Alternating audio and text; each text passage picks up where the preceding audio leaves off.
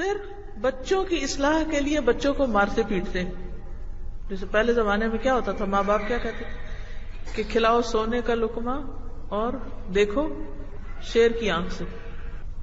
اور پھر یہ کہا جاتا تھا کہ بچوں کی اصلاح کے لیے کبھی بھی ڈنڈا ہاتھ سے نہیں چھوڑو، خوب پٹائی کرو. قرآن پڑھاتے ہوئے، سبق پڑھاتے ہوئے، اسکول میں ہر جگہ پٹائی پٹائی پٹائی، اور اس سے وہ بچوں کو کہتے تھے ہم ادب سکھا رہے ہیں. اور بہت ہارش پنشمنٹس، سخت قسم کی سزائیں. یہ چیزیں بچوں کی تربیت نہیں کر سکتی، ان کو مائنس کر دیجیے. جب ہم صرف اس طریقے پر اصلاح کرنے کی کوشش کرتے ہیں تو بچے اصلاح کی بجائے اور زیادہ بگڑنے لگتے ہیں. تو نمبر 1 ریزن بچوں کے بگاڑ کی ہے ہارش اور سختی اور تشدد کے ساتھ تربیت کرنا. اس سے بچے بگڑتے ہیں. جب آپ بچوں کو سزا دیتے ہیں اور پنش کرتے ہیں اور ان کے ساتھ بے رخی برتتے ہیں، اور تو آپ ایک میسج دے رہے ہوتے ہیں بچے کو کہ آپ ان سے محبت نہیں کرتے. اس سے بچے انسیکیور ہو جاتے ہیں، وہ دکھی رہتے ہیں، وہ غمگین رہتے ہیں. آپ اپنا بچپن یاد کیجئے اور ماں باپ کی کوئی پٹائی یاد کیجئے کہ اس کے بعد آپ کی فیلنگز کیا تھی. کچھ یاد ہوگا آپ کو، فوراً دل میں یہی آتا ہے کہ یہ شاید اپنے ماں باپ نہیں ہیں، انہوں نے کہیں سے ہمیں اٹھایا ہوا ہے.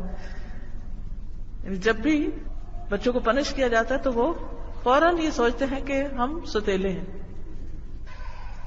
تو یہ احساس نہیں انہیں ہونا چاہیے کہ آپ ان سے محبت نہیں کرتے. انہیں اتنا یقین ہونا چاہیے کہ دنیا ایک طرف اور آپ ایک طرف، آپ سب سے زیادہ ان سے پیار کرتے ہیں. اس اعتماد میں کمی نہیں آنی چاہیے. اور پھر اس کا نقصان کیا تھا کہ جو بچے مار کھاتے ہیں وہ مارنا بھی سیکھ جاتے ہیں اور وہ دوسروں کی پٹائی کرتے رہتے ہیں. جو بچے ماں باپ سے مار کھاتے ہیں وہ فوراً اپنے چھوٹے بہن بھائیوں کو مارنا شروع کر دیتے ہیں، اسی انداز میں ڈانٹتے ہیں، اسی لہجے میں بولتے ہیں، اسی طرح چیختے چلاتے ہیں. تو اس لیے اپنے ہی ایکشنز کے بارے میں ہمیں واچفل ہونا ہوگا، کیونکہ جن بچوں کو مار پڑتی ہے ان کے اندر ایک غصہ اور ایک انتقامی جذبات پیدا ہوتے ہیں. ریلیشن شپ خراب ہو جاتے ہیں، بعض اوقات تو بالکل ہی بریک ہو جاتے ہیں، بعض اوقات بہت ویک ہو جاتے ہیں، کوئی ریلیشن شپ ہوتا ہی نہیں، کوئی تعلق نہیں ہوتا.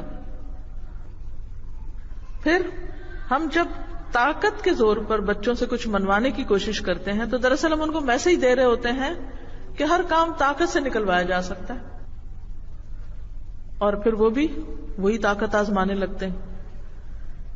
ان سب باتوں کا اصل میں نقصان یہ ہے کہ ہم جو طاقت کے بلبوتے پر بچوں کو تربیت دینے کی کوشش کرتے ہیں یا سمجھانے کی، تو وہ وقتی طور پر تو دب جاتے ہیں، چپ ہو جاتے ہیں.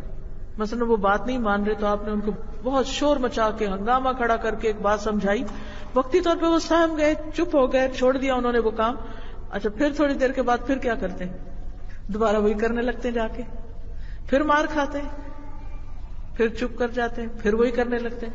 پھر آپ کیا کہتے ہیں؟ یہ تو مار کھا کر کے ڈھیٹ ہو گئے ہیں، ان کو تو اثر نہیں. بات یہ ہے کہ انہیں سمجھ ہی نہیں آئی کہ وہ کیوں مار پڑ رہی ہے ان کو، کیونکہ ہم نے کوئی چیز دیکھی، ہمیں وہ پسند نہیں اور ہم کو غصہ آ گیا. ہم نے بچے کو ایکسپلین نہیں کیا کہ ہمیں غصہ کیوں آیا اس وقت، فوراً ریئیکشن ظاہر کر دیا، چیخنا چلانا شروع کر دیا، چیز توڑ پھوڑ شروع کر دی.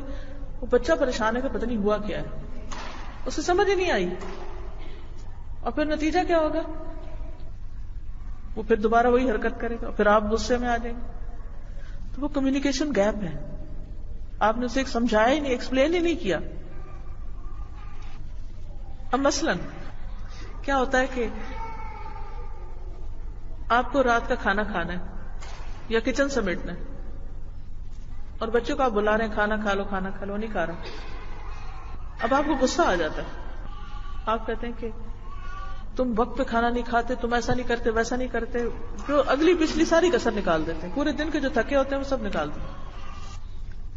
لیکن اگر اس کے بجائے آپ صرف اتنا کہہ دیں کہ دیکھو تمہارے لیٹ کھانا کھانے کی وجہ سے میرے اتنے گھنٹے ضائع ہو جاتے ہیں، یا مجھے اتنی دیر کچن میں رہنا پڑتا ہے، یا میں فلاں کام مکمل نہیں کر پاتی، تو آپ دیکھیں اس کا اثر بالکل ایک اور طرح ہوگا بچے کے اوپر. اچھا میری وجہ سے میری ماں کو تکلیف ہو رہی ہے، پھر اس کا ریئیکشن اور طرح ہوگا.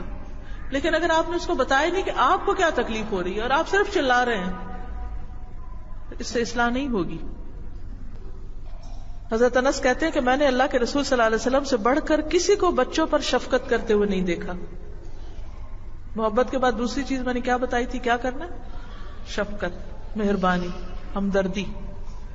سنت سمجھ کر کریے. ہم کیا کہتے ہیں کہ شیر کی آنکھ سے بس دیکھتے رہو، تربیت ہو جائے گی. ان کو دہلائے رکھو، ان کو ڈرائے رکھو، کانپتے رہے ہمیں دیکھ کے. یہ کیا ہے تربیت؟ اس محاورے کو نکال دیجئے، یہ نہیں چلے گا. یہ سنت سے ثابت کوئی نہیں ہے شیر کی آنکھ سے دیکھنا. ٹھیک ہے، کسی وقت تو آپ کوئی بدتمیزی کر رہے ہو تو منہ سے بولنے کی بجائے آنکھ سے دیکھ کے روک دیں، لیکن ہر وقت اس طرح نہ دیکھیں. اب کہتے ہیں کہ نہیں، باپ کا روب ہونا چاہیے اور اس کو تو خونخوار نگاہوں سے دیکھتے رہنا چاہیے. نہیں، نبی صلی اللہ علیہ وسلم مرد ہیں اور باپ ہیں، نانا ہیں، وہ بچوں کے ساتھ شفقت سے پیش آ رہے ہیں.